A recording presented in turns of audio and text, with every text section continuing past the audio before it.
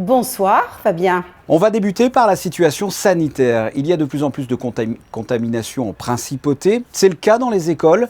Quelle est la situation sanitaire dans les établissements ? Alors, il ne faut pas nier qu'il n'y ait pas de cas positifs dans nos établissements, mais ça reste encore raisonnable. Au premier trimestre, nous avons eu 4,4% des élèves des établissements publics et privés sous contrat qui ont été testés positifs à la Covid-19. Donc, ce n'est quand même pas la majorité des élèves, Dieu soit loué. Pour autant, nous avons aussi fermé des classes. Comme vous pouvez le savoir, au 15 décembre 2021, 27 classes ont été fermées, essentiellement 25 classes primaires, 22 maternelles. Pourquoi ? Les maternelles, ce sont les petites sections, moyennes et grandes sections. Ils ne portent pas le masque. Donc, quand un enfant n'a pas le masque, par souci de précaution, tous les élèves sont mis en éviction. En élémentaire, nous avons eu 3 classes fermées. Dans le secondaire, je dois dire qu'on a eu vraiment, ils ont été très très sérieux, nos élèves ainsi que les chefs d'établissement et les professeurs.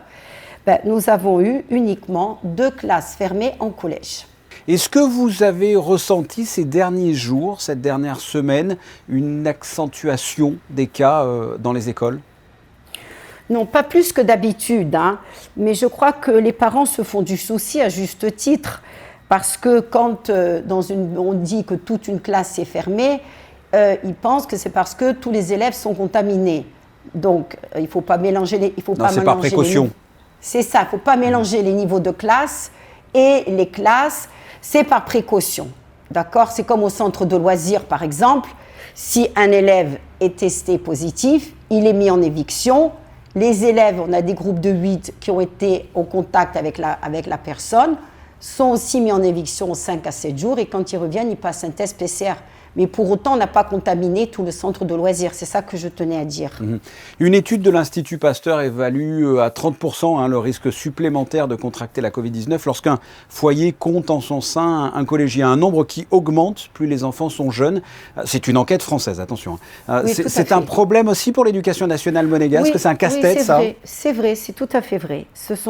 On peut dire qu'il y a une contamination relative et quand même encadrée dans les petites classes, les toutes petites classes. C'est plus dans le primaire que par exemple, dans les classes de lycée, par exemple. Malgré un contexte sanitaire tendu, quel premier bilan peut-on faire ? Est-ce que la crise sanitaire a eu un impact sur la qualité de l'enseignement ? Alors écoutez, pas du tout. Je dois remercier les chefs d'établissement, le personnel enseignant, les élèves aussi qui ont été très sérieux. Nous avons travaillé comme si la Covid n'existait pas, mais bien sûr, on en est tous conscients qu'elle existe. Il y a eu très peu d'absentéisme dans les écoles au niveau des professeurs, 9,6% pour les professeurs de lycée publics ou privés sous contrat, et assez peu d'élèves qui ont manqué dans les grandes classes. Mais ce qu'il y a de formidable aujourd'hui, c'est que, étant donné que nous avons été confinés l'année dernière, nous savons ce que c'est que le travail en distanciel. C'est-à-dire que même si des élèves sont mis en éviction, ils ne sont pas abandonnés. Ils peuvent donc avoir un enseignement en distanciel. Tous les devoirs, cours sont mis sur Pronote, la messagerie électronique, les murs virtuels, par exemple chez les petits, les Padlet qui permettent de diffuser, de partager les documents pédagogiques avec les familles. Et grâce au collège numérique et au lycée numérique, nos élèves et les enseignants peuvent utiliser des outils numériques nouveaux qui permettent d'assurer la continuité pédagogique si, bien entendu, une fermeture de classe était nécessaire. Ça a eu un impact sur le sport également, la crise sanitaire ? Alors oui, disons que mais oui et non, je dois dire, parce que par rapport à l'année dernière, il ne faut pas oublier qu'à cette époque, on avait tout fermé, on n'y avait plus de sport.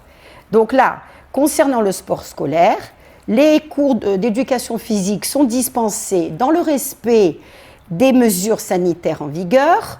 Le port du masque est obligatoire pendant les activités sportives en extérieur et en intérieur. Et les cours de natation scolaire ont été suspendus pour le moment. S'agissant du sport amateur, là aussi, malgré les restrictions, la situation est bien plus favorable que l'année dernière, où l'activité des clubs avait été, vous vous rappelez, suspendue en fonction de la décision ministérielle du 30 octobre 2020.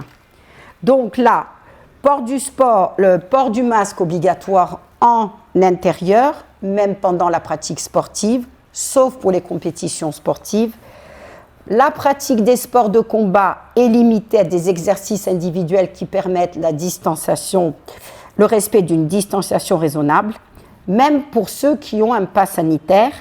Et par exemple, pour la pratique de l'aviron, elle est limitée à une personne par embarcation. Isabelle Bonal, merci d'avoir répondu à mes questions. Merci Fabien.